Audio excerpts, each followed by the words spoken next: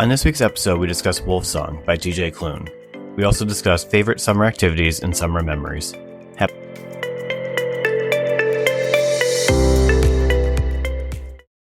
Welcome to this week's episode of the Books, Booze, and BS podcast. I'm your host, Mike, and this week I am joined by Julie, Celeste, and Brendan. Everyone say hello.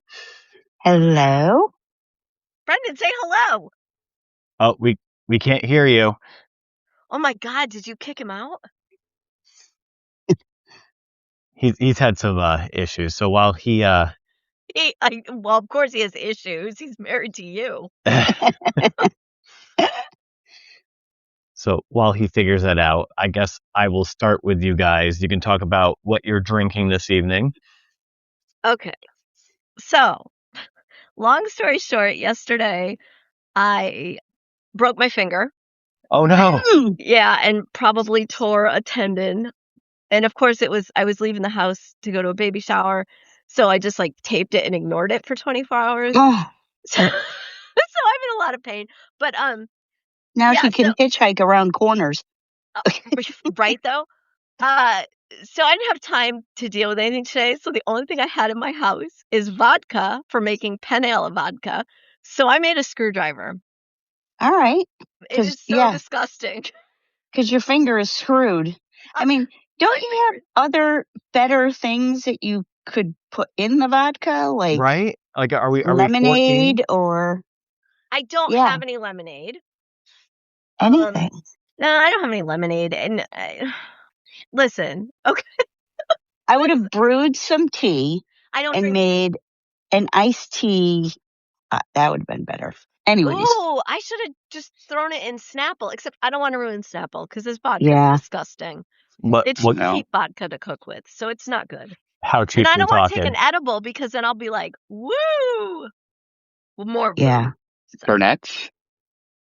Was it Burnett's? No, I don't know what it was. It's in a glass bottle, so at least it's not like the worst, but it's not like Grey Goose. You know what I mean? And yet, yes, Brendan, we could hear you. Okay. Hi, honey. Hello. I did say hello the first time, I promised.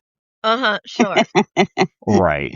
It was, fuck you guys. That's what he said. Exactly. I would never. I would. I was asking what you're drinking a sip-infused seltzer, watermelon lemonade. It's not bad. I don't taste any watermelon or lemonade, but... Is it THC? Yeah. Can you taste the THC? No. Okay, because I like the sodas. Because you can't taste it. It's 0 calories, it's vegan, it's gluten-free. Ew. And I guess it's THC and CBD. Yeah, but that's good. I just didn't have time to go to the store to get it. My favorite is there's a root beer that the dispensary in Massachusetts that we go to when we camp, they make their own, like it's their brand. Oh. It actually might be this sip. It might be this one, but the root beer is the best. I like the grape soda, but I'm a child, so.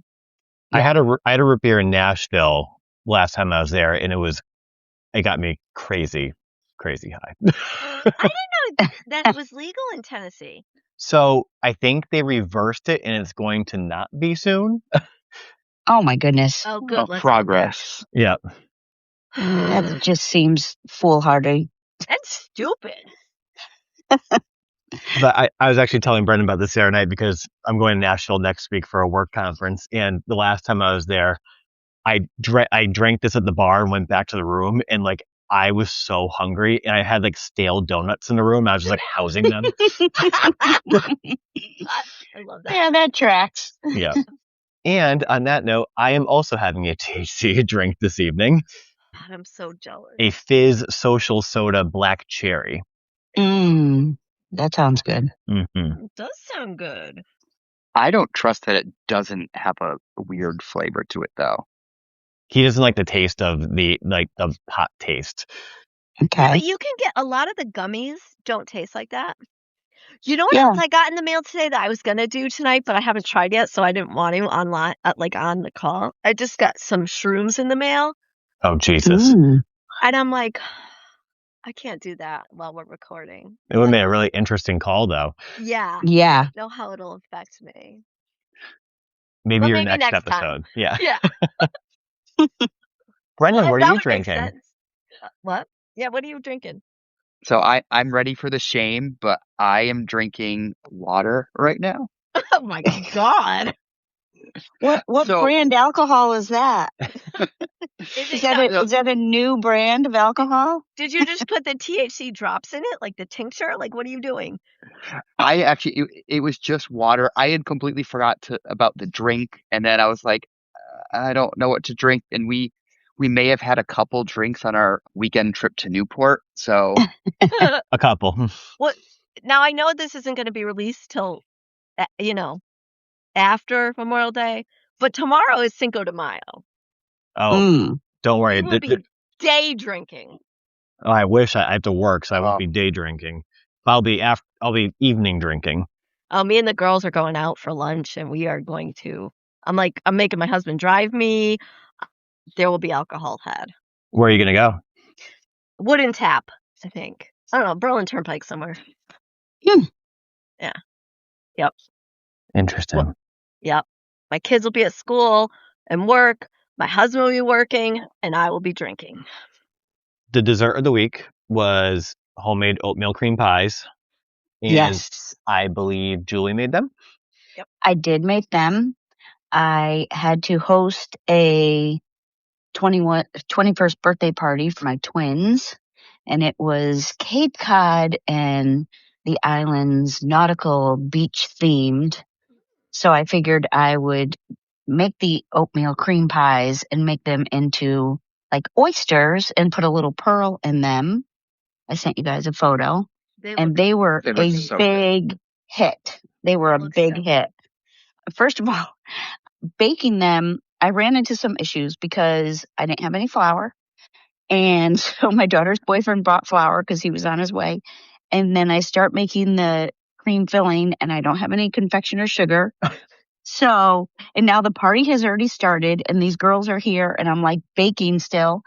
And so my neighbor gave me powdered sugar, which apparently is like 10 times confectioner sugar. Oh, so it's going to be better. I don't know, asking Siri, because like if you have baking powder instead of baking soda, you can do the like you could figure out what the formula is to use one or the other. So I'm asking Siri, what is the conversion from powdered sugar to confectioner's sugar? I really recommend you get the right ingredients for the recipe. Oh. But you said that everyone loved them though. I know. I'm like, thanks, Siri. You're fucking no help. So, so I made them with the powdered sugar. They might have been like extra creamy or whatever, but they were very, very good. And the girls, as they're cooling on the cooling rack, they're like, these smell amazing. Are they up for grabs? Are they up for grabs? And they keep eating them. And I'm like, yeah, but they're gonna be cream pies. Like if there's any left. So yeah, I did have enough left to make a few of the cream pies after they looked beautiful. Yeah, after they went into them. I bought all the stuff to make it, so I'm gonna make them. But then I broke my finger, so yeah, that could put a damper on things. Yeah, but I have all the stuff, so I will be making those, Michael. I also bought all the ingredients to make them, and I was going to make them yesterday, but as Brendan has stated, we had one too many drinks in Newport, and I just could not bring myself to stand for that long in the kitchen. I mean, good for you. But by the time this goes live, I will have a picture of them, and they'll be made. Nice. You're going to steal Julie's picture. No, because everyone will know. Because they're everybody will know that they're Everyone oysters. should see that picture though, because they came out beautiful. Yeah, you should share that picture though, Mike, for real. Oh, absolutely. Yeah. And if you need those, the pearls were edible. They were like sprinkles, but they were big. If you ever need those, you can get them at Michael's, and they come in a big thing. And so you spend $9, and then you just pick all the large ones out. Because they're all different sizes. But yeah, they were actually really good. They had like almost like what's that, like Dubai chocolate stuff, the like Oh, wafer yeah. kind of stuff in the middle of those pearls. Oh, They were yeah. good. Almost like Yeah. malted, kind of. Yeah, kind of. Yeah. They were good. Delish. So, Julie, what was your best bite of the week? Ooh, my best bite of the week. I am going to say for the beach themed birthday party, I actually made shrimp scampi and it came out really, really good. And so that's what I'm going to go with. Excellent. Celeste? So we had the baby shower and we had a custom made cake by Tony's, and it was Ooh. like, yeah, it was like a white cake with whipped cream with the fruit in the middle. And he made this like fondant dumpling on top because that was the theme. It was beautiful and it was delicious. Like it was perfect. So We actually just went to Tony's for the first time like 2 weeks ago, I think. uh-huh. It was really good. It's very good, right? Yep. I was there again today. We ran into Liz G. Not Liz Gagnon, other Liz G. At Oh, Gerger. Tony's. Yeah. I know who you're talking about. Yeah. I didn't want to butcher the last name, so I don't know how to say it. I just say it how I say it, and she knows I love her. So Brendan, best bite? I am going to go with the steak au poivre I had in Newport, which is an oldie but a goodie. It's never disappoints. that sounds good. I will do a tie. I have to give a shout out to the Dubai chocolate espresso martini that we had at Wally's, which had stuff on the outside of the glass, so I'm like kind of as eating. And then the triple cheeseburger I had DoorDash to the bar at our hotel in Newport from Love McDonald's that for you. Oh, my God. because it hit the spot in that moment. Nice. I love it. I'm not a big McDonald's person, but I made the mistake recently of having a snack wrap, Yeah. and which apparently was a thing, and then it went away, and then it came back, and they're enjoyable. I used to house some snack wraps in college. Oh my goodness. Yeah. I haven't had one since it came back, though. I've never Well, had one. I don't recommend it because you'll be there every day now if you do. All right, so let's talk Wolfsong by TJ Klune. As always, we'll do our roundtable, talk about things you liked, things you didn't like, if you have any favorite passages or quotes you want to share, overall feelings. Since I heard her sigh, let's start with Celeste. Okay. I actually loved this book. Like I really liked it. I've been wanting to read it for a really long time, and I kept putting it off and putting it off. And I don't know why, because I love his books. But so I read it, and it made me have emotions, which we all know Celeste hates. Mm-hmm. But I mean, I will say happy ending. But there was some trauma in there. I very much liked the depiction of Ox. He is neurodivergent, and I find myself liking books that have characters that have that kind of a situation. And I think he did a good job. I did the audiobook, and I think it was Kurt Graves that read, and he was very good. Yeah, it was a beautiful story. I loved everything about it. I really did. And don't usually like books that make me have feelings, but it did. And it made me have multiple feelings, not just like I was happy, I was sad, I was moved, I rooting, and then like, yeah, twist turns. It was just a really good book. I don't know how much spoilers you want me to give away, but Get any spoilers you want. This is your time to chat. when the mom died and the dad died, like ripped my heart out. And then when Joe leaves, oh God.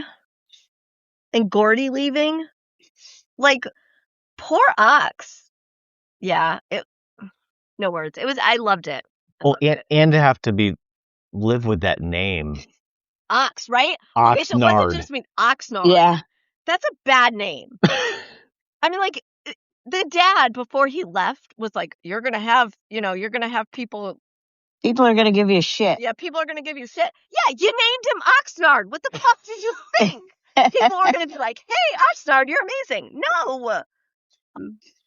But there was an authenticity about Ox. Like he was pure in a lot of ways. And not that he didn't have anger, he obviously did, but there was still that kind of almost like a naivete through the whole book. Even after all the trauma, even after all the pain, there was still just a goodness about him. Are you going to read the rest of them? I'm going to read the rest of them. Oh, absolutely. Yeah. I really liked this book. And I also liked and hated at the same time that both Ox and Joe had like dates and significant others before they ended up together, because I think that's more real. Like it was okay, we're talking about werewolves here, but but it was more real that they had that. And with the age difference, it made more logical sense that that would happen. I also really respected the way that the author kept it pure before Joe became an adult. Because sometimes some books that don't do that give me the creeps. Yeah, so there you go. I loved it. Loved it, loved it, loved it. I will read it again. Of course, you love rereading books. I love rereading books. Can you read the other 3 before you go back and reread this one? Probably not. Do you know how long my TBR is? Well, that's what I'm saying. Before you reread this one, read the other ones. Yeah, I know that makes sense, but the problem Makes too much sense for Celeste. Yeah, you know what? I also get stressed like reading new books that are stressful. So sometimes like I have to go back and reread like 10 books before I can handle reading another stressful book. And like I happen to be reading Bury Your Bones in the Midnight Soil at the same time as Wolfsong, and they're both kind of stressful. So like, yeah, it was a lot. I also reread like 15 books at the same time. How is the Bury Your Bones? I've heard mixed reviews on it. I'm liking it. I'm about 3/4 of the way through. I like it. It's kind of a different. It's vampires, so a lot of that's the same. But I think that she does this in a lot of her books, but it's going back and forth between like there's 3 characters. Yeah. And it's like from this one's point of view and what's going on, and then this one's point, and it's all at different timelines. So you're kind of jumping around. But I like it. Again, I haven't finished it yet, but I like it so far. You read Addie LaRue, right? Yes. Okay, just making sure. I liked Addie LaRue. That was a good book. Have you read it? Oh, yeah. Okay, yeah. That was Yeah. good. There's some, the writing style's similar. Like it's obviously by the same author. So there you go. Anything else? No, I don't think so. Let's move on to Miss Julie. Well, on the flip side, this was just not my cup of tea. I mean, it seemed I had read his House on the Cerulean Sea, Mm-hmm. and I looked back at my review because I remember enjoying that, and even though it was magical and some of the characters, some of the more obscure magical creatures I had a hard time picturing in that book, but I really remember enjoying the story, and I could picture a lot of the story and everything like a movie in my mind. This, I was like, is this technically YA? Is it adult? Because it certainly seemed like werewolf porn by the time we got to, the heat of it. Like when I started giggling when Celeste said there was a happy ending. I'm like, yes, there was. Yeah. I'm like, Heard that happy ending. I know, but it was that part for me was a little unexpected and a little too long and graphic. Those. I read porn all the time, so I'm okay with that. And I was wondering, I know Mike is not always comfortable writing those scenes. So I was wondering, I'm curious to get your take on that. Like if it went on a little too long or if it was just right or if it was, anyways, but I felt like there wasn't anything. I mean, I liked the characters when I was reading it, and the mom died and the dad died, since we've already referenced that. And it was like 30% in to the book. And I was like, what the fuck? Like, how does this happen 32% in? Yeah. Like, what are we doing for the other 68%? Yeah. And then, I get that, like, he went away and that took up a lot of it. And I understand that Ox was neurodivergent, and I thought that was beautiful, but at the same time, it was 538 pages or something, and it could have probably been like 400 pages if he didn't repeat things so often, because it was like pack, ours, like, get to safety. I was like, oh my God. Like when I know what they were doing, trying to set that tone when they use like no punctuation and no capital letters, but I'm also a writer. So that gave me agita. and then they would go to these narrative pieces that were written traditionally. And that was just very disconcerting for me. And I don't know, I thought that he lacked some of the world building that he had in Cerulean Sea. Some of the things like about how werewolves came about or what happened to them or their eyes changing and stuff, that wasn't really like, I thought, established very well in the beginning. So then you could it was kind of like making up the rules as you go along kind of thing. So I don't know. It was just not my cup of tea. I Can I did. ask a quick question? Yeah, absolutely. Do you read a lot of like fantasy or like that kind of No, well, see, that's the thing. Not really. Okay, because I was just Cerulean, wondering if I because I read so much of it, yeah, just like I didn't need because I now that you're saying it, I'm like, oh yeah, I guess that made sense, but it didn't hit me while I was reading it because right. But some things, like sometimes that's how I judge. Like I don't read really or enjoy sci-fi, but like The Martian and Project Hail Mary, those books are amazing. And so that's what tells me that they're like great books because, Gabrielle Zevin, Tomorrow and Tomorrow and Tomorrow. I am not a gamer, nor am I a programmer, but that book was, I couldn't put it down. that's another book I could not put it down because it was just, it was written so well, that book was and Cerulean Sea, I felt like I really still got into the story and the characters. That's a beautiful book. Yeah. Sea's a book. Did you read the second one, Julie? No, I guess I didn't like it that much.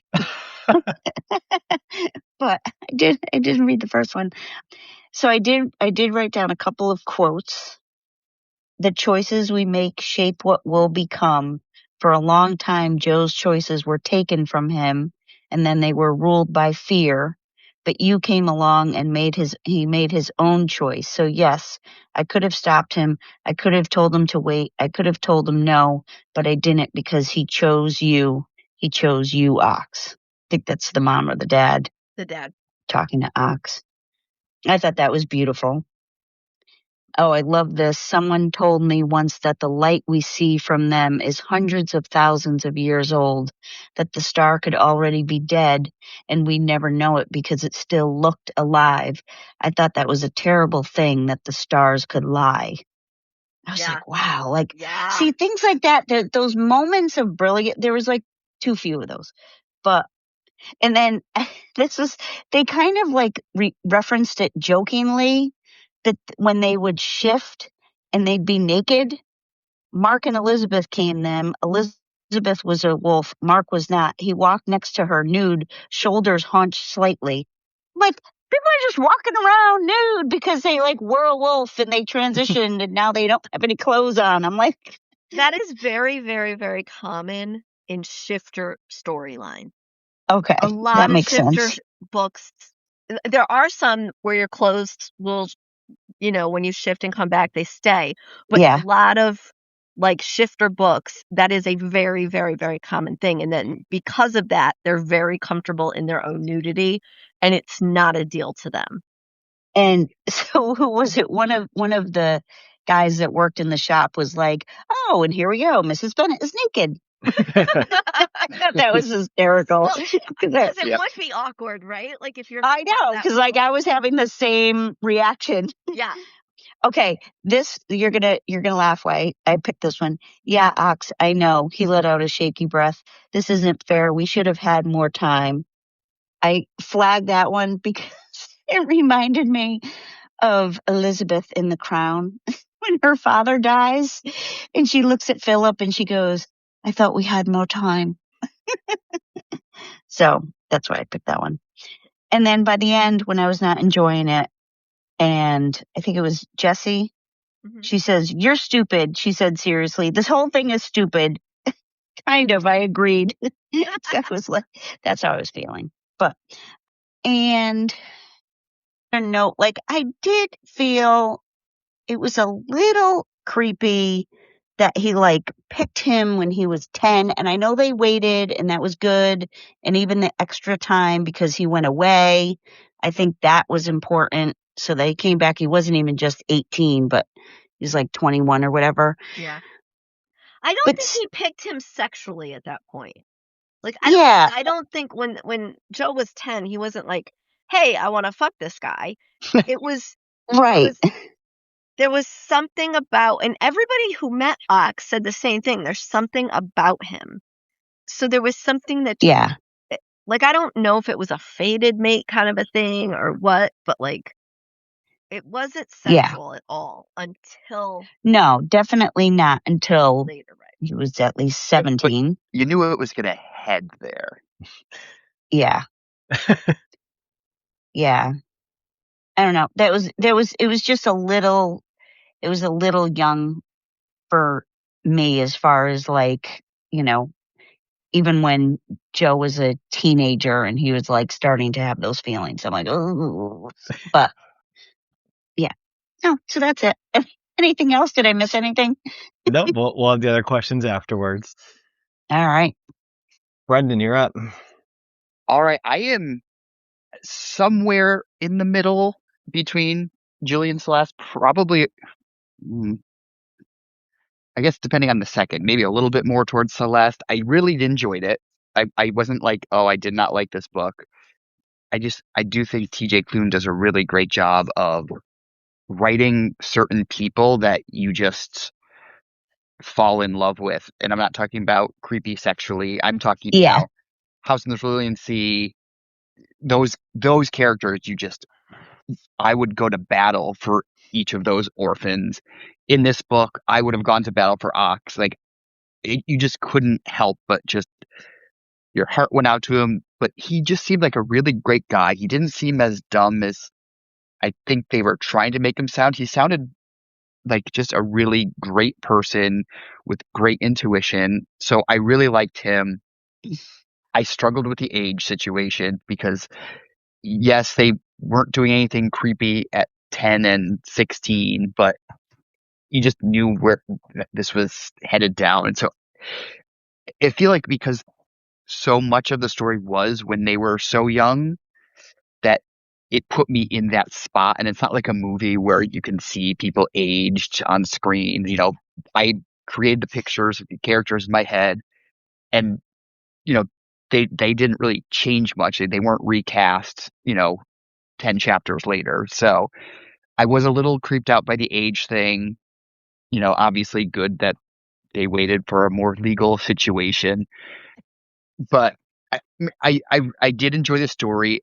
The whole fantasy thing is also not my cup of tea, really. I think I can I don't mind mystical, but when you get to the whole werewolf and you know all of that was never really anything I loved that much. So again, it wasn't bad. Again, not my thing, but I do think there were some really good lines, really good.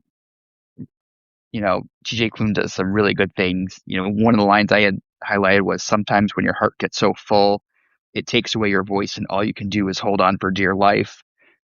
I really liked that. And for some reason, I really liked the line of the 10-year-old kid when he was just getting so excited about meeting Ox, and he was just saying it's all candy canes and pine cones and epic and awesome. And Yeah. I heard that from a little kid's voice, and it was adorable. It was so sweet. It was. And that's why I was like, I liked that sweet nature to it. Because it was innocent. Right. And this is a kid that had been put through fucking trauma. I don't know. It didn't say specifically when Joe was kidnapped as a little kid. Was he sexually assaulted? It kind of implied that. It did, right? Like it did, but there was not, for all of the build up, they didn't go into it much, and that was actually one of the things where I was like, I don't need a play by play. Like right. I don't need to hear all these gory details, but I thought they would talk a little bit more about it. And I do feel like, Julie, I agree with the length of the book. I felt it could have been 100 pages shorter and still accomplish everything it needed to accomplish. But then with all those words, I kind of thought we'd have a little bit more of, why is this man? Obviously, he is a horrible man. He kidnapped. He's a bad guy, but Yeah, they kind of glossed over that. Right. So obviously we knew we did not want him to get what he wanted, but I also could have used a little bit more reasoning to hate him. I think that would have helped the story more than some other aspects of it. But one of the other things I really liked was just the dynamic of the new pack. Yeah. So I loved when they just kept mocking him, and it's like, oh my God, Ox, your life is like those shitty sparkly vampire movies that I've never seen and I don't like at all. Shut up. Like that was really funny. I thought it was a nice self-deprecating way to kind of nod your head to the fact that some of these stories can be cheesy, but also like that seems like real dialogue, Yeah. as real as talking about werewolves and things like that. Like that just felt like, okay, I can actually see this group of people interacting and having fun. Like I really liked that. He really made it easy to connect to the characters. I devastated when the mom died. I was a little frustrated at the end because I understood that, Ox was thinking, I have to protect Joe, I have to protect the pack. I'm gonna go do this by myself. But I feel like that, and I know they're saying, pack is above all else and sacrificing yourself is helping the pack, but it also felt like, but you believed in Gordo's abilities. You believed in the strength of the pack. So why didn't you lean on your pack?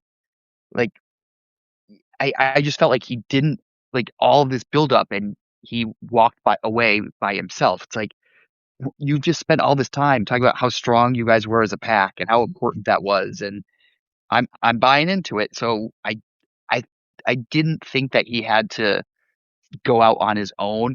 I understand why he did. I understand why it helped the story, but I was just like, it did feel a little bit of a disconnect between what they kept on talking about, how strong they were building, how in tune, how talented, and then it was just like, okay, no, I'm just gonna see what happens. I didn't even think of that, but that's a good point. I often have good points. Okay, I don't think often, but okay. No, this one time, no, but again, like I never, I gave it a 4 out of 5 star. I enjoyed it. I would definitely consider at some point reading some of the other books. I did check to see, and Gordo is the next book. Yeah. So, I mean, it was either going to be Gordo or, oh God, and his name is evading me right now.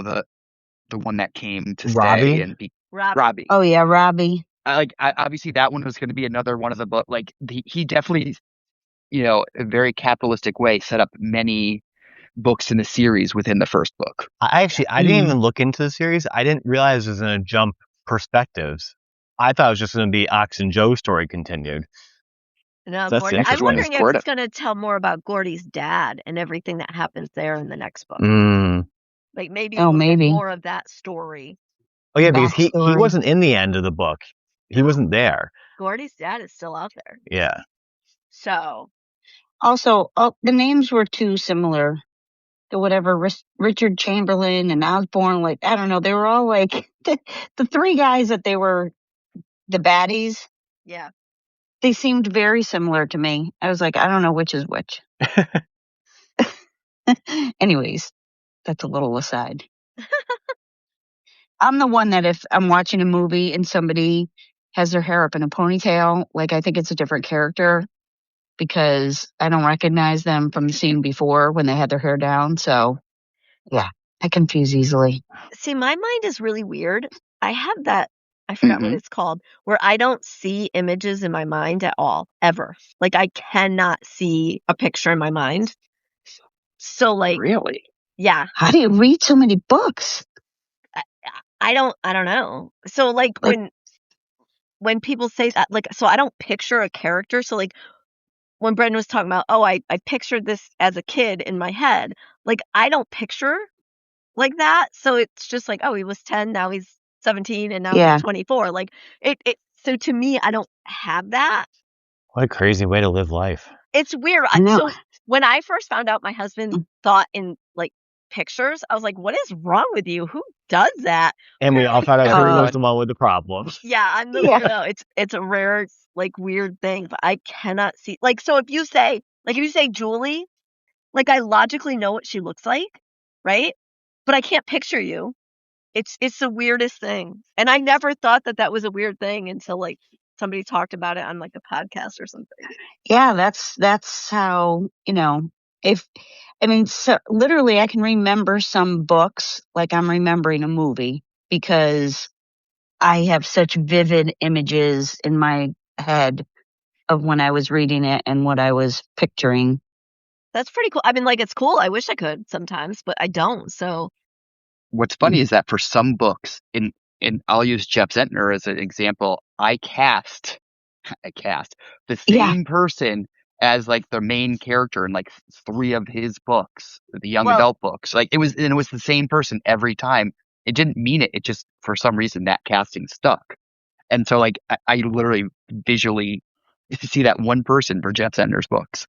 he's another one that makes me feel things, so fuck him. It's funny whenever, not all the time, but like whenever I start with a house in a book, 90% of the time it's my friend's house growing up, Colleen. And I don't know why. I don't know why it's not my house when I was growing up or any of my other friends, but she just had the typical like colonial house. And so I'm always picturing that house until they tell me something is drastically different, and then Cool how our minds work. yeah, it's pretty wild. Cool, scary, all the above. Yeah. Mine is scary. Julie's is Yeah. cool. Well, yeah, because Celeste is just so quiet, and it shouldn't be. Mikey, what did you think of this book? I really enjoyed it. I think I was somewhere between Celeste and Brendan with my ranking. I think I would have given it maybe a 4.5, but Goodreads fucking sucks, and they don't do quarter, half stars. Mm-hmm. I did, like most, have issues with Joe's age at the beginning compared to Ox. But like as soon as this was introduced, I knew where it's going. I was like, it's gonna be like fucking Twilight with the imprinting. Like that's where this story is going. And then all the jokes about Twilight made it that much better that they poked fun at it. But like I had like mentally prepared myself for like, yep, this is gonna feel like it's gonna be dirty, but hopefully they hold out, and they did. So that was a good thing. I think most of the plot that's been said is what I was going to say. I only really had one quote I wrote down. I thought I highlighted more, but I guess I only did one. It's between Ox and Joe, and it says, "You're not broken," he said. "You don't know that." I said, "I do. You're alive. If you can take another breath, if you can take another step, then you're not broken. Battered, maybe, bruised, cracked, but never broken." I like that. Yeah, I like that.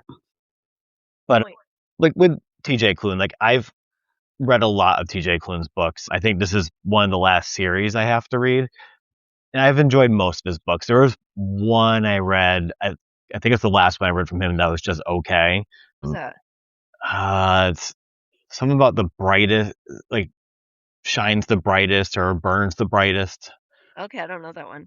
Um, Under the Whispering Door was also like. Oh, I was just gonna say to Julie, if she wants one that's not really sci-fi-ish, Under the Whispering Door, it's more about afterlife than Yeah. fantasy. Oh God, It was Just- so good. such a good book. Yeah. You will have feelings, but I don't mind that. That's a feelings apparently book. I'm the only one that doesn't like feelings. It's because it makes you like realize that you also too in normal life could have feelings. Ew, God. Yes. Why would you insult me? Like, I guess I don't really have much more to add other than what you guys said. I will continue to read books. I will have to have Brendan get them off Kindle Unlimited for me. Because Kindle Unlimited's weird. If you have a shared Amazon account, each of you cannot take things out from Kindle Unlimited, but if Brendan downloads a book, it shows up in my Kindle. That's so Huh. weird. My Kindle, so our family account is under Chris's, but my Yeah. Kindle is under mine. So Audible is under his, but Kindle's under mine. So figure that out. Yeah. I think because I had Kindle before we got married or when we first got married, or you know what I mean? Yeah. So I don't know. But yeah. So he sees all my Audible purchases. Well, on that day when you bought, what, 60? Oh, God. There was another sale like last week or the week before, and I think I bought like 80 more books. But in my defense, I read over 100 books a month. It's not like, and most books I read multiple times. So I'm getting my money's worth. You're getting Chris's money's worth. I'm getting Chris. Yeah, there you go. Thanks, Chris. Thanks, Chris. I went to the bookstore today and bought a couple of new books. So that happened. Well, oh, no, tomorrow's new release day. You should have went tomorrow. Well, I had to go to the ortho for my finger to find out it was broken. So I'm Yeah. sad. So on the way home, I stopped at Tony's and I stopped at the bookstore. Remember the time you laughed at me when I fell running with you and broke my finger? Are you feeling That a little was bit funny, of and I karma wasn't right even now? there. You were hungover.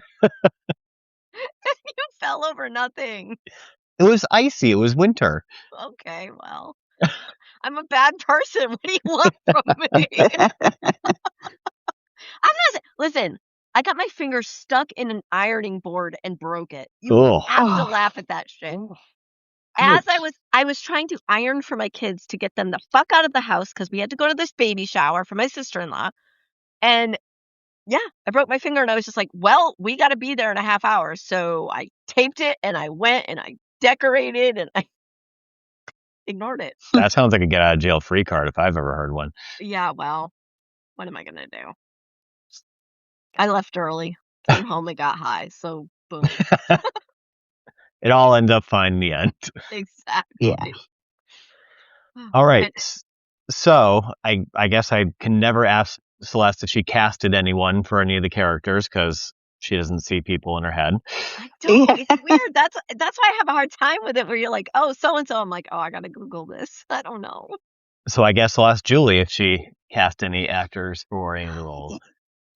I'm not that great at this, and I'll tell you why. Because I don't know that many younger contemporary actors. Like, I might say for Joe, like, well, now he's much, much too old, but like when he first became attractive to Ox, when he was like 17 or whatever, he took off his shirt. That's like young Brad Pitt, kind of, because he was he was blonde, blue eyes, right?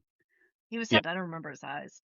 So, because he kept referencing like they were back to blue or so, but Oxnard, big as an ox, kind of soft, cute teddy bear kind of guy. I don't have anybody that would be Jesse. I could picture pretty clearly, but like again, like a young Juliette Lewis or something, Oh. kind of feisty and cute, but not like gorgeous, How about this? When Joe was a kid, who was the kid that was in Sixth Sense? Oh yeah, Haley Joel Osment. Wouldn't he have been Yeah. cool as him, like as a little kid? I have a Yeah. different Then he casting for young Joe. Go. Then he The- needs to grow up and be like sexy. Yeah, well, well, it didn't happen, I think, for this one, but the little kid from Love Actually. never saw it.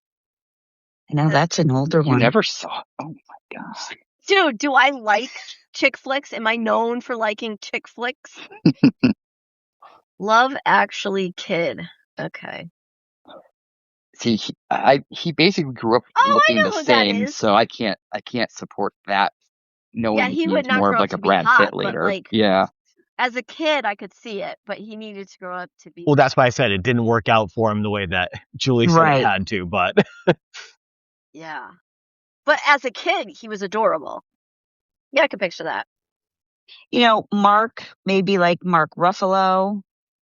Okay. Somebody that's kind of like strong and quiet and Heartbroken, broken. yeah. I don't know. Who else? say, Brendan, do you have anyone? I didn't. And that's fine. I think we run into this issue with some of the younger books. It's hard to cast the people. Yeah. Because I'm old. Yeah. The closest I got occasionally, but I think because of what I'm referencing, the why can't I think of her name? The wolf mom, Elizabeth. Elizabeth. I was occasionally pictured Draco Malfoy's from Harry Potter series. Okay. Oh, okay. But she was so cold and mean in that series, and that was the opposite of this. So I struggled to like keep that going. But for some reason, I kept coming back to her. And I think it's because, you know, if you told me that character turned into Wolf, I'd say, okay, I could see that. Yeah. Yeah, I could see her turning into a wolf. Were you satisfied with the ending, Celeste? Yeah, I was very stressed for a little while that we weren't going to get our happily ever after. But I do think it wasn't just instant, like when Joe came back, it wasn't instant, okay, I forgive you. And I like that. Like they had to work on it. But I also know that this is the end of book one. There's still kind of, hanging. You haven't gotten to the ending yet. Yeah. Yeah. So it's kind of hard to answer that when you like, I liked where they ended up. Let's put it that way, where Joe and Ox ended up. Yeah. In bed. Bam. Okay. Bam. Julie? I did like the epilogue and I liked kind of the way the last chapter was written. This is going to sound ridiculous because we're reading a book about werewolves, but I did find not the last chapter, but maybe the penultimate chapter, whatever, where there's this very gruesome, gory situation that gets resolved very quickly. And I was like, okay, there's recovery and then there's like recovery. You know what I'm talking about? Changing. No, I know, but like at the point where you have to like scoop somebody's intestines up off the ground or whatever, like. Right, yeah, that was graphic. So I thought it should have been maybe slightly less graphic, still fatal, but not like irreparable. So that took a little willing suspension of disbelief. And a book about werewolves. It's a book about werewolves. and witches. Yeah. But I did like the last chapter and I liked the epilogue. So I would say I'm satisfied. Brendan? Yeah, I'd say I'm satisfied. It had to happen, so no complaints. Yeah, I'll agree. Now, if he did die, I would not have finished the actual book. I would have just thrown it. Oh, if he had died, you would be a widower, okay? I think Celeste actually like texted me at one point. She was like, "If Ox dies, ... Yeah, no, I would have killed you. Like, no, not okay. No. Yeah, you guys, I had emotions. Mm. And I did feel they set up the whole him turning to be a thing that he had to wait for the right time for. So it Yes. didn't shock me that that's what happened because they Yeah. alluded to him, thinking about it, asking about it, and it was like never the right time. So like it was like, okay, well there it is.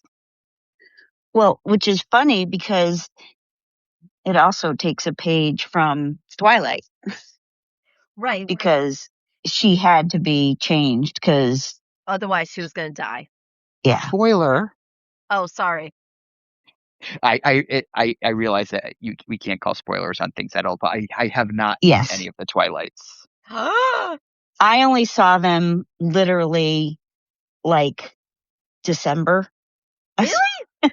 Oh wow. My daughter is the biggest Twilight fan ever. She has multiple versions of the books. I've read And those books 30 times. like she has the black covers, she has the white covers, she has the ones from Edward's perspective. Yep. She has she has all the things.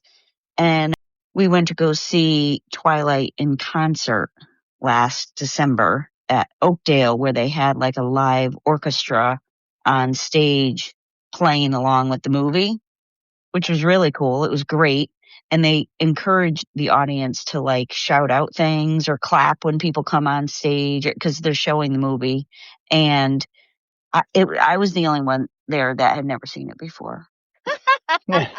So Clearly, because it was like Rocky Horror Picture Show where like people were like yelling out the lines and stuff like that, which was really cool. But I'm like, so how does this end? Yeah. And then we watched all the rest of them while we were building the Cullen House Lego set. That's that she awesome. got for Christmas. Yeah. Concert, Lego set, movies, Twilight Christmas. For real. Yeah. All right. Anything else on Wolfsong? Nope. Nope. All right. So let's move to our newish segment where we talk about what we've been reading and what we want to read coming up. We'll start with Celeste. First of all, I want you to be impressed that I actually went back and looked at all the books I've read lately so I could answer this question. So she did research. Yeah. All right. So books that I enjoyed that I read recently. A certain author. When's your new book coming out? June 30th. I think it's my favorite one from you. It was very good. Very good. It was very enjoyable. Yeah. Okay. Hazelthorn, the new one. Well, I don't think it's the new one, but C.G. Drew's, the same person that wrote Don't Let the Forest In. I liked Hazelthorn even better.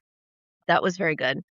So Tony D, his brother just had a book come out last week called A Murder Most Camp, and it was cute. That was a good book. Have you read any of Nick's other books? Yes, I've read a couple of them. Yeah, Nick DiDomizio. That was a good book. A Murder Most Camp is my favorite one that I've read of his. Hunt the Villain, which is the new Rena Kent one.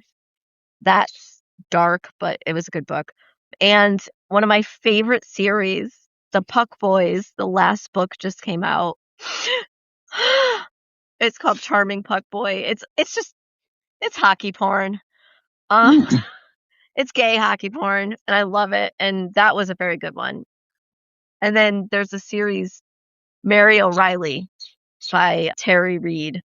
There's like 20 books, and it's about a cop who dies in the line of duty, but is brought back and can see ghosts and solves murders. Yeah, a good book. Like cute.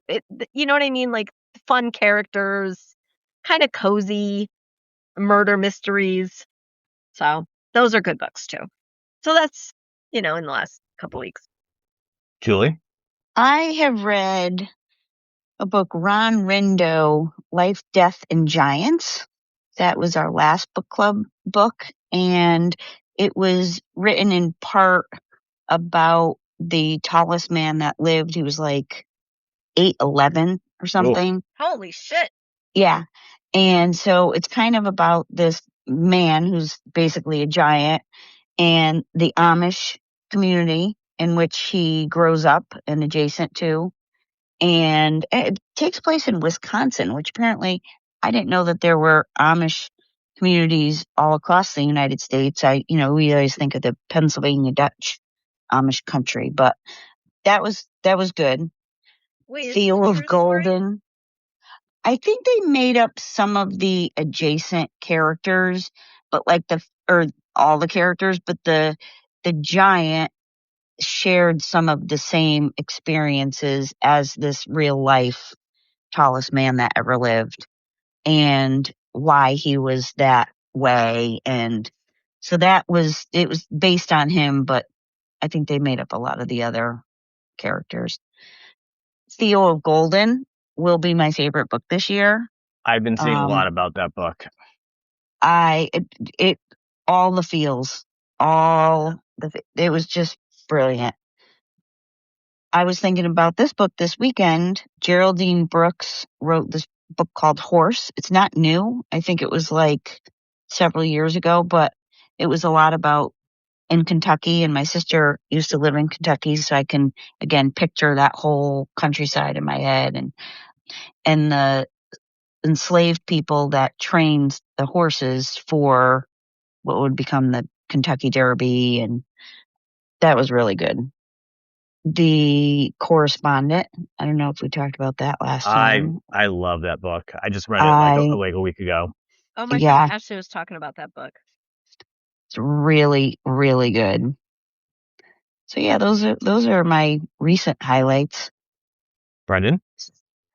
For me, recently, I won't go too much into what I've read because I've been on the last few episodes of the podcast, so I've answered this question a lot. So a lot of repetitive things, but just obviously read the Jeff Sentner book, Goodbye Days, for the last podcast, which was great. Oh, I just bought that book. It's a good one.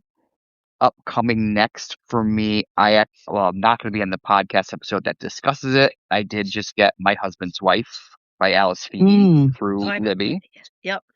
So I'm excited to read that. And when I was scrolling through my books, I realized that, and I don't remember buying it, but I did buy Rain and Delilah's Midnight Matinee. Also, so I have that. So I have that. So I feel like that needs to be a up next book as well. How about you? Well, I haven't read a lot outside the podcast recently with editing the book. It's been kind of taking up my time. That's what happens when you pick books that are 538 pages long. I did read The Dogs of Venice by Stephen Rowley. I liked some of his other books. This one was okay, but it also was like a super short novella, and I didn't realize that until it came in through Libby. Told you that? Well, I'm saying like when it came in, like when you got it. Oh, okay. Okay. But I'm excited for my next read to be Dungeon Crawler Carl. Oh, I bought that one too. Have you read it yet? No, but I bought it. Good. So that'll be my next one. I'll have to have Brendan download it on Kindle Unlimited for me. Yeah, that one I bought too. I know, shocking. All right, so let's get on to the bullshit portion of the podcast this week, because this episode will air the Wednesday after Memorial Day. We're going to talk about summer. I'll start with favorite summer activity. Julie. Definitely going to see Dave Matthews Band. I can say that. It's only 6 times this summer we're going. Wow. But we're combining my other favorite summer activity. Well, one of my other favorite summer, which is camping in our glamper. So we're taking the camper up to New Hampshire, and we're going to see Dave twice there. And then we're going to go straight to Saratoga Springs, New York, and camp there and see Dave twice there. So it's our Dave-a-Palooza weekend or week. It's a whole week. We're taking a whole week off from work. I absolutely love, love, love the beach. Cannot get to the beach enough. I was just down in Daytona and running on the beach and just floating. I was just floating in the water, and the waves were breaking behind me and in front of me. And my son and his girlfriend were sitting on the beach, and they were watching me. And they're like, we kept waiting for a wave to take you out, but you were just floating. again. And you would disappear, and then you'd reappear, and then you'd disappear, and then you'd reappear. So, yeah, I can never get enough of that. Celeste, favorite summer activity? Knoxville, running Knoxville, 100-miler. That's a favorite activity. It's one of my best weekends of the year. Yeah, listen. Yes, you have to run 100 miles, whatever. But you actually don't. It's a timed race. You can run however far you want. But the community there, it's just a party. It's just a party from start to finish. So it's like camping, but you're partying the whole time, and you're running, and you're just watching people do epic shit and helping people, and they're helping you, and it's a beautiful experience. And everybody smells really bad by the end, so it's great. Gross. Yeah, that's my favorite thing. Brendan, favorite summer activity? I would say overall, a good Sunday fun day at the pool is Campy Beach. It's 10 steps from the bed. It's drinking. It's sun. It's fun. That's a lot. That's great. I'm really excited though that when this does air, we are going to be in the French Riviera. So I think this summer that will be my favorite activity. Absolutely. Oh yeah, to make sure this is loaded and ready to go for when we're gone. Right? I will ditto the Sunday fun day at the pool. I can't wait for the first sunny weekend where I can just float and drink and play music super loud that the neighbors may or may not be able to hear. Love that for them. We'll do these combined favorite food and favorite drink to have in the summer. Celeste. Honestly, I don't do much seasonal stuff. Like, I make more like soups and stews and stuff in the winter than I would in the summer. But I kind of just, maybe like a frozen cocktail, maybe? Mm-hmm. Like a rum punch. I guess that's not frozen, but like on a cruise, or like a Miami Vice. Oh, those are so good. Something like that. Maybe a pina colada, strawberry daiquiri, like that kind of thing. Something frozen and delicious. Yeah. Brendan? I'm going to go with, for favorite summer food, I'm going to have to say like fresh corn on the cob. Like, Oh, that is there's good. Oh, that's a there's good one. nothing better. Like, I Especially if could it's been honestly eat that grilled. for a meal. Yes. Mm. And for drink, I'm going to have to say a Finnish long drink. Well, I do love a long drink. I don't even know what a long drink is.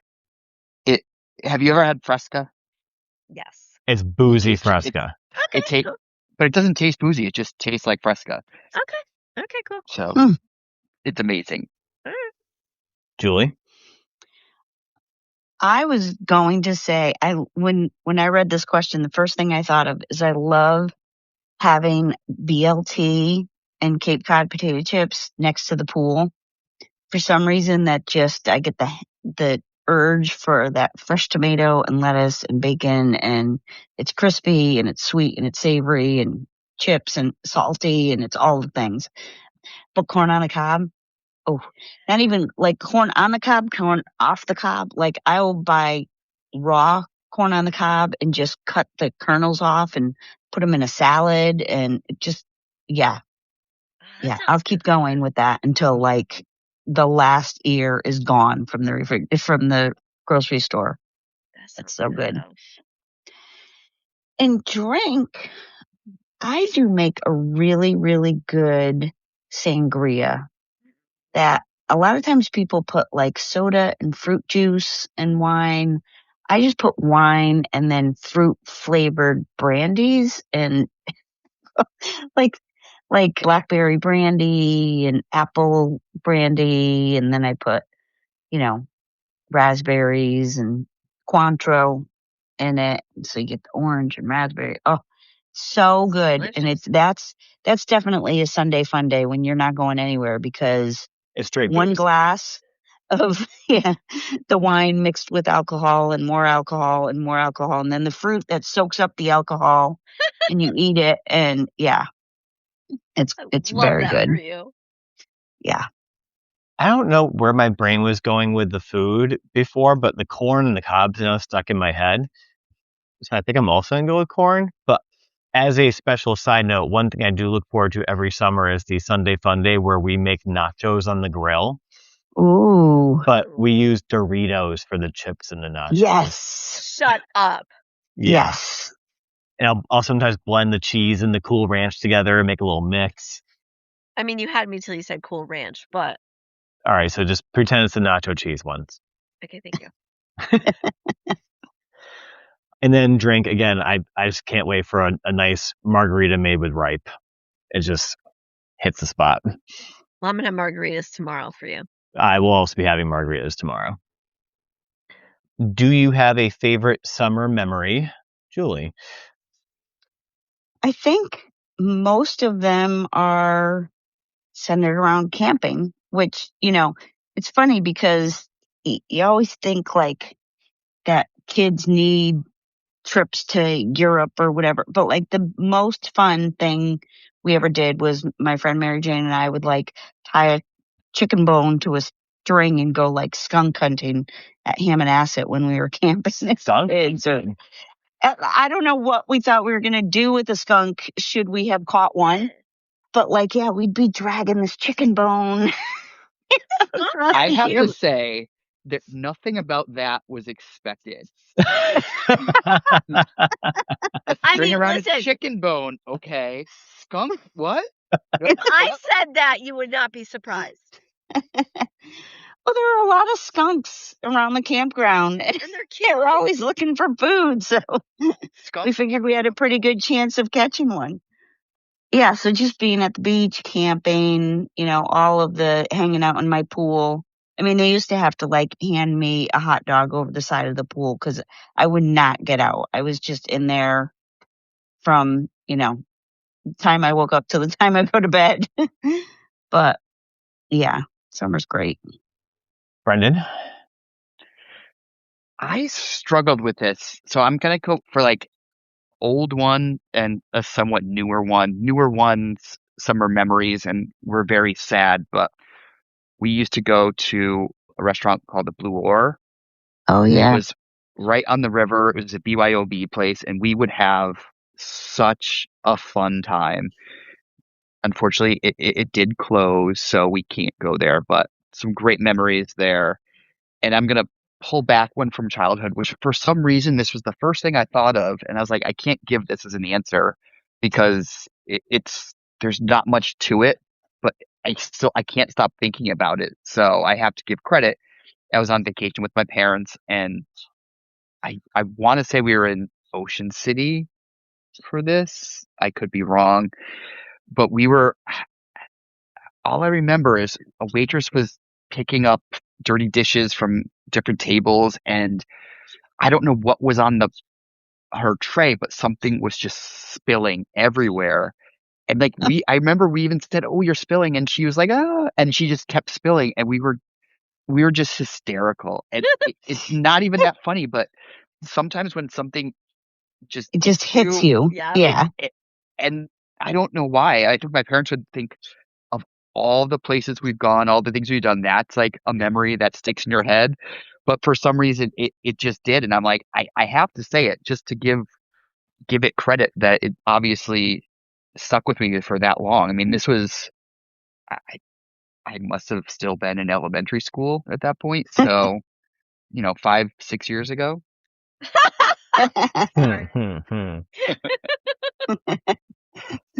Celeste. As a kid, it was just my cousins would all be like, I lived above my grandmother, and we would just, all my cousins would be over every day in the summer.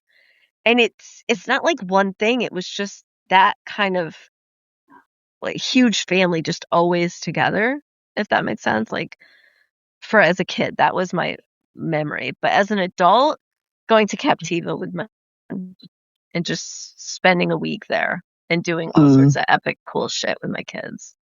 Yeah, I think that's my favorite. For me, it was just every summer when I was little, we go to Misquamicut for a week, and I just think about like how simple things were. Like you spent all day at the beach, then you went to the arcade, then I got my cherry dip ice cream. Cherry dip ice cream. And then rinse repeat. Yeah. And it's funny. So there used to be this store in Rhode Island called Benny's, and it was near Misquamicut. And I used to love this store when I was little. I don't know why, but when Brendan and I were in Newport this week, and we walked by a vintage T-shirt store, and it had a Benny's shirt in the window, and I just turned. I was like, "We must go. I must buy." And Brendan's like, "I don't even know what this is." That is fabulous. So now I have a red Benny's shirt. That's cool. Julie, are you team pool or team beach? You can't be both. I know. Team Beach. The beach is my happy place. Celeste, Team, no, thank you. you have to choose one. I guess the beach because I can do other things. I can't sit still. Just, oh my God, my mind will not stop. No, I can't sit still. You just float in a pool with a book and you read. No, I'm too distracted. I need something else going on. I can't. You're a wackadoo. I am a wackadoo. But and it gets worse. Like the older I get, like going through like perimenopause and shit, the ADHD gets worse. Like I think daily. I can't even imagine like laying in a pool right now and not like killing 6 people. Would you have to find people if there weren't 6 people in the pool? Yes, because then I could get out of the pool and go do something. Fair. Yeah. Brendan? I'm going to give a complicated answer of I have historically been team pool, and I believe I'm still team pool, but lately I can see that changing. Mm. Dun, I'm a little bit more tolerant of heat over the last couple of years. Ew. So previously, like the thought of sitting at a beach, it was so hot, and I'm like, no, can't do it because I don't like going in the water in a beach. Unless it's like somewhere exotic where the water is pristine. Right. Like, it's kind of Not rare. Right. Right. So, I mean, water-wise, I am definitely team pool, but like, we're going to be at the beach clubs, in San Tropez. I'll tell you if I am willing to, somehow my new thing. I mean, I feel like there's usually a little bit of a breeze at the beach. So I'm very rarely like over warm at the beach, but I will go in the water a fish. You can't get me out of the water. So here's the beach. People. Yes. yeah, there are those. Yep. Like Very if you true. could give me a beach with no people, I'd probably be like, and it's got to be a pristine beach. Like I am not going in like no New England water. Like, ugh. Like I gotta You be able wouldn't to do see. you wouldn't do a triathlon in Bridgeport like I did? Oh, Fuck no. No. Absolutely. Plus I can't ride a bike, but no. God no. No, that was an experience.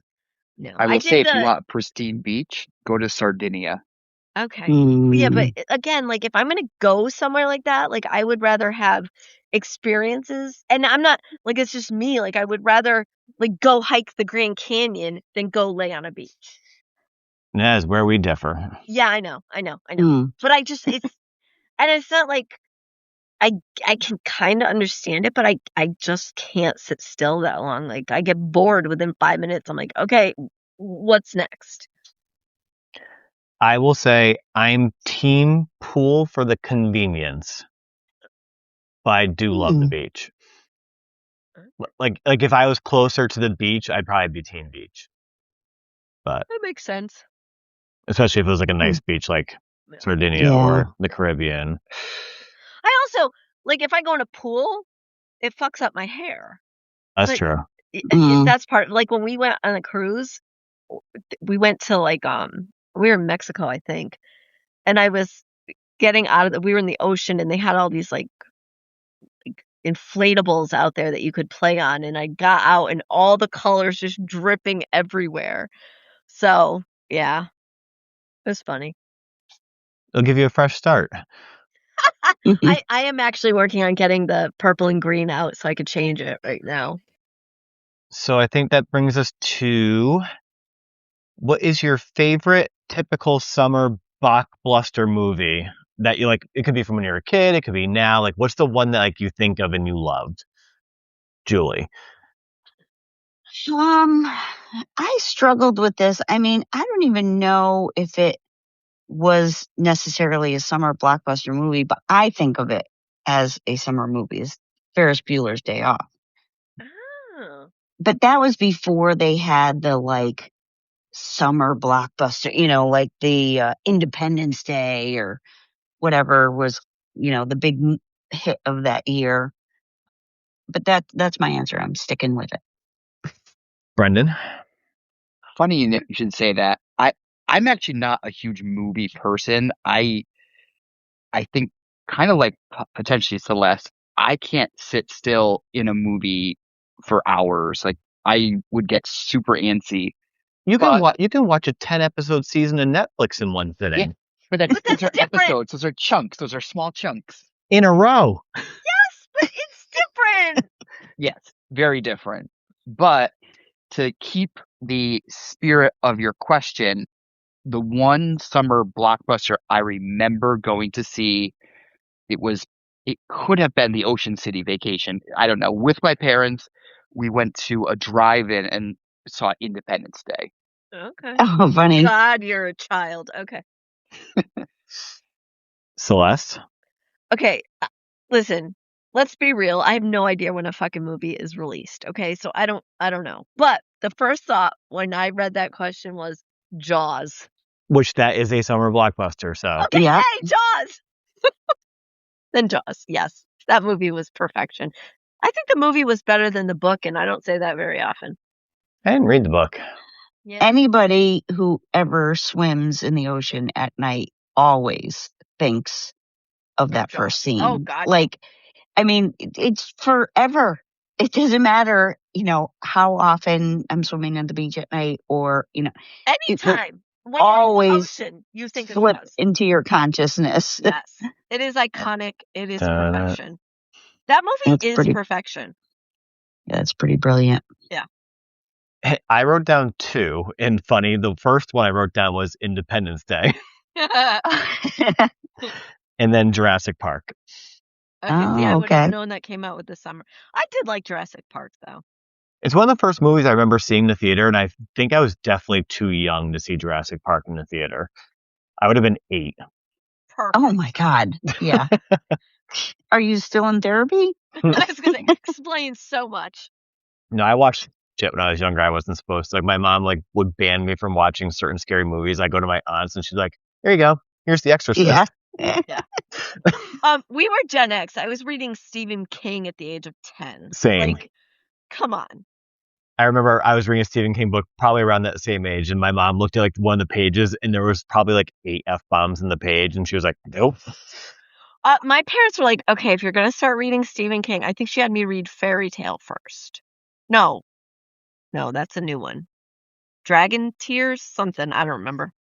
You're just making shit up. It's that screwdriver's hitting you. You have any idea Yeah. how much vodka I've drunk? All right. Last question. What is your favorite type, genre of book to read by the pool or beach?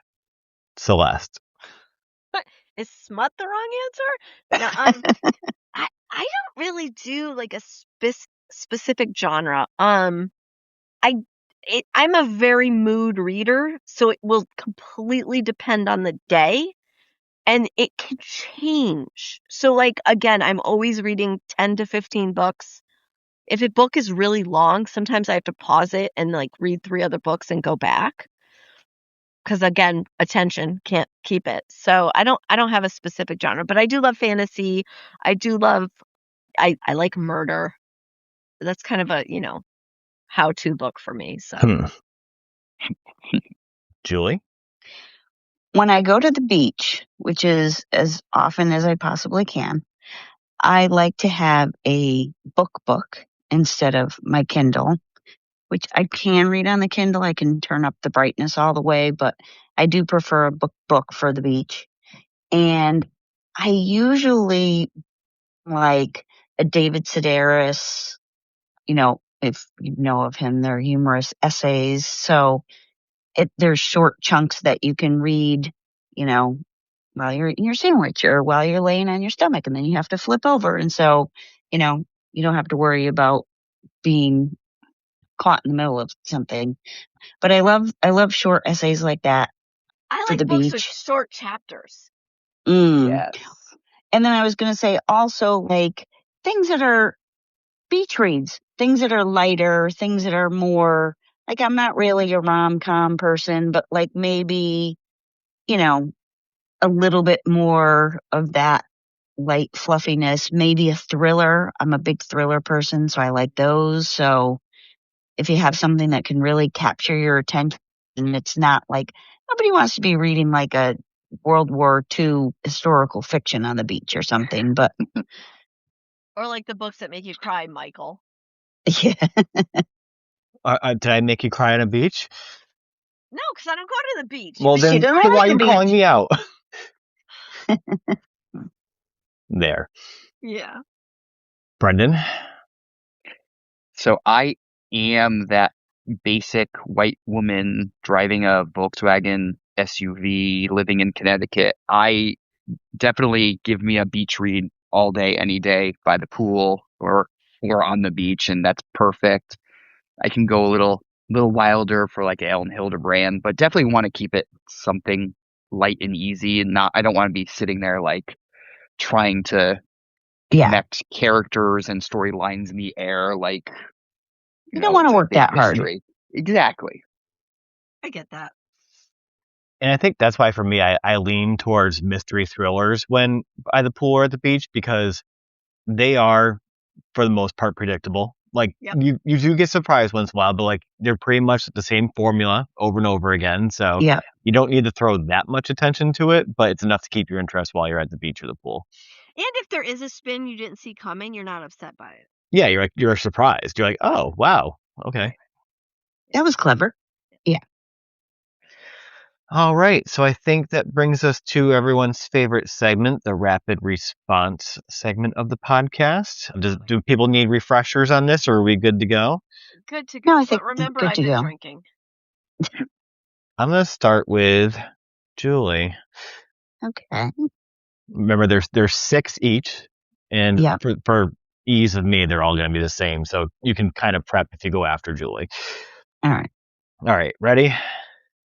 Yeah. Thoughts on olives? Yum. JD Vance or Mike Pence? Ew. You have to choose one. Oh. To die or I know. You're the one you dislike the least. Pence. Mustard or ketchup? Ketchup. Facebook, Instagram, or TikTok? Facebook. The gross Because I'm mucky old. the gross mucky feel of the bottom of a lake. Ooh. No. And are you Team Edward or Team Jacob? Edward. Celeste? okay. I'm Thoughts glad on I saw the olives? movies now. Right? Olives are disgusting and should die. JD Vance or Mike Pence? Okay, first of all, they both should die too, but Pence. Save the couch. Mustard or ketchup? Ketchup. 100% mustard's gross. Facebook, Instagram, or TikTok? I find myself going down reels on Instagram, but I like Facebook better. The gross mucky feeling of the bottom of a lake. Fuck no. And Team Edward or Team Jacob? For Bella, Edward. For me, Jacob. All right. Brendan? My Thoughts one on true love. My one true love, olives. olives? Oh, God, you're gross, man. I love them. Speaking of one true loves, JD Vance or Mike Pence? I'm gonna pick Pence because he's the least condescending of the two, but they should both go very, very far away and never be seen. Choke on an olive? Yeah. Yep. Mustard or ketchup? I struggle with this question Well, because mustard or on ketchup? what? On what? Just in general. I know. He yells at me whenever Like, I try to, I'm not gonna quantify. fry and mustard, but I'm not gonna not put mustard on a delightful hot dog. Hot So dogs are gross. If you could only have one for the rest of your life. I'm gonna say mustard then. Ah! I only use ketchup for like fries, and that's it. You're in the So I hole. use You mustard can't on take out. other things. Just you're in the hole. Who? That's what she said. Facebook, Instagram, or TikTok?